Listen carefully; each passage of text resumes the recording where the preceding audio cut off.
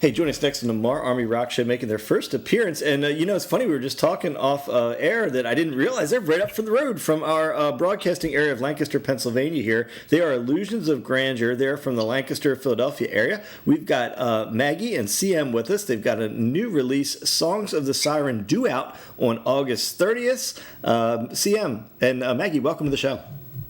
Thank you. So, for those new to your band and listening to our show, give us a little bit of a biography of the band. You're about to release the debut record, but tell us a little bit about the history of the band. Well, we're a fantasy metal rock band, a theatrical metal band. We got together in 2015, and we've been writing songs and touring since about 2016. About a little after the band got together, we put together some demos and got some band members and started playing locally around the Philadelphia market, playing at the Trocadero, the TLA, and down in Delaware at Bar 13, and just getting our feet wet. We put together a single, like an EP, and we released that a couple years ago on a smaller label. And then we went on our first European tour in 2018 over to the UK and France. And then we signed with Pavement, and now we just returned from our second UK and Ukraine and European tour earlier this summer, and now Pavement's set to release our debut album, Songs of the Siren, which is part of a three-part trilogy, the Siren Saga. So the album's coming out August 30th. Give us a little bit of the particulars of that record, where you recorded this album and who was your producer and that kind of stuff. We have our own studio called Valley Road Recording, so that was produced and recorded right here where we live on the farm. Yeah, it's on our farm where we rehearse and do all our production and work out of. We actually kind of hub out of one area, one farmhouse. Got to click over and we built a recording studio, and we have our sound area and with band rehearses, and we build our props and our stage sets, and everybody kind of comes here we're just outside of Lancaster in an undisclosed area. I won't tell you where, because we have had people trying to hunt us down. Hey, I'm intrigued by the the kind of genre name you use. I think you used the term fantasy metal. Was that what you said? Tell me a little bit about fantasy metal. Yeah, it's theatrical. It's fantasy metal. It's what we're doing is because Maggie and we played in a band previously together that was a touring rock band, and when it started to end and wind down, which bands often do, we wanted to keep working together. But when you go see a rock band, 90% of the time, not all the time, but it's guys on stage. Sometimes they dress up, sometimes they're in t-shirts, whatever works for the band. But we kind of turned to each other and said, "There's more. Like, let's do something more." So we combined kind of rock opera, metal, hard rock, and theatrics, going into Iron Maiden and Ghost and In This Moment, with a little bit of, I don't want to say Broadway, but stage show. So there's lights and smoke and sets and a storyline. It's a concept album, following the saga of the Siren. It's called the Siren Saga. So when people come see the show, they get a full-on show. Now, elaborate a little bit more on the Siren Saga. I mean, I know you don't want to give all of it away, but just give us like a little taste of what the storyline kind of is.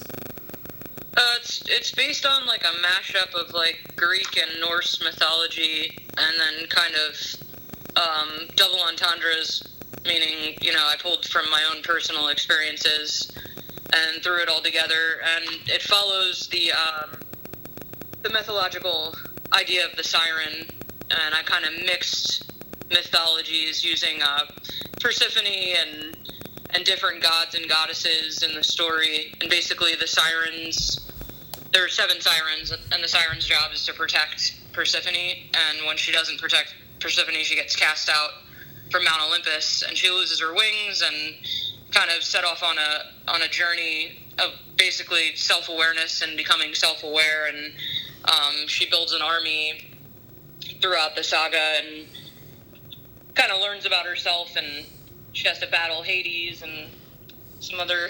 So it pulls from a lot of areas. I mean, people that are into people that are into like Nightwish or like I said, Iron Maiden or Alice Cooper. They'll or Game of Thrones, D&D.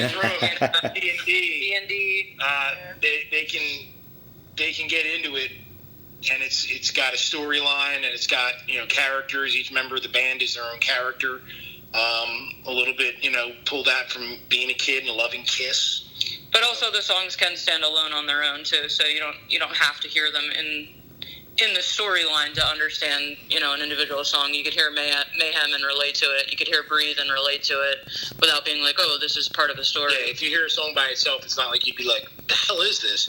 It's like if you pull Tommy out of the Who's Tommy. It's a great song by itself, but then you put it in context of the album, and it's part of the story. So we spent a lot of time and energy writing songs that if you hear by itself, you'd be like, man, I really like that song. And then if you hear it in the context of the album, you're like, oh, I get it in the storyline. Now, we were talking, you played so many the great clubs. I'd love to tell the rest of the world about this great area we live in musically with the Harrisburg, Philly, Lancaster, York areas. There's so many bands here that are amazing. And yet you've managed to play these venues here, and then you toured Europe. So talk to me about how it went. You kind of jumped from southeastern Pennsylvania over to Europe. How did that all go down, and why Europe? Europe is very accepting of our genre and what we do. There's a lot of theatrical kind of metal coming in from over there, especially Nightwish kind of opened that door into America. Yeah. We kind of went back through the door over to Europe, and they just embraced us and what we were doing. And we kind of knew if we could put on the show there and do it successfully and win fans there, that we were onto something. So we had a lot of promoters and people that caught on to the band through social media and the internet, and they invited us to come play festivals in Europe. So we went, and we played in England at Whitney Festival, and then we went to France and did some smaller shows last year, and then this year we went back and played Whitney Festival and headlined the Friday night, and then we went to the Ukraine and did a headlining tour. Which was really amazing. It was crazy. So we tested it there, and now we're going to be taking it a little bit more out across North America in late 2019 and early 2020. So I mentioned release days coming up on August 30th. That's got to be an exciting day for you guys. What do you got planned? Are you going to be sitting around the houses watching? Or are you going to do some perform? What are you going to do on release day? There's a lot of press that we're doing that day, a lot of live interviews, much like we're doing right now. And then on August 31st, we're playing the Chameleon Club. Hey. With Extinction AD and my buddies in Mobile Death Camp. So we're doing a bit of a small release show. We've actually decided to do it at the Lizard Lounge rather than the big stage upstairs. Yeah. And make it like a little bit of a party. So, you're welcome to come, man, if you want to come. Yeah, I appreciate that, man. And I don't know where I'm going day to day. I go where I'm told with my scheduler here, but we will check that out for sure. So, hey, this is a long album. It's 15 songs, and you said it's part of 3. So, talk about that a little bit. You guys chose to put quite a lot of music out in one record, didn't you? Well, it's actually 11. And then there's some radio mixes. Ah, the radio. Okay, yeah, the radio edits afterwards. Because some of the songs connect in the album when you're listening to it. If you listen to it in sequence, some of the songs connect with different samples and, ocean sounds and thunder and bass solo. There's a bass solo, yes. Bass player, so yes, pretty proud bass solo. So what we did was for ease of use for radio and for people to be able to pick out different singles, we did a couple separate mixes. Yeah, very smart. Yeah. And added them on to the end of the record. So if you wanna listen to a song like Awakening, it's got 2 parts to it on the beginning of the album, which is about 9 minutes long. So the single version is about 5.5 minutes, so that you can just listen to the song. No, man, that's cool because it's a little something for everybody. You got I imagine you got the purists who want to put on that, full length front to end, and some people that just kind of want to sample it. So it makes total sense. Hey, so fall is almost upon us. You kind of alluded a little to us. What do you guys have planned between now and let's say the holidays? Well, we're doing some shows here locally. We got the 2 shows coming up tomorrow. We headline the Horror Punk Festival down in Philadelphia at Voltage Lounge. Nice. It's like 15 bands. Yeah. It's a female fronted Festival, yeah. but it's also like horror show, circus freak kind of themed, and it's all day from 2 p.m. till we finish playing, whatever time that'll be. Yeah, we're going at 11:30. We're going at 11:30. We take the stage till we finish.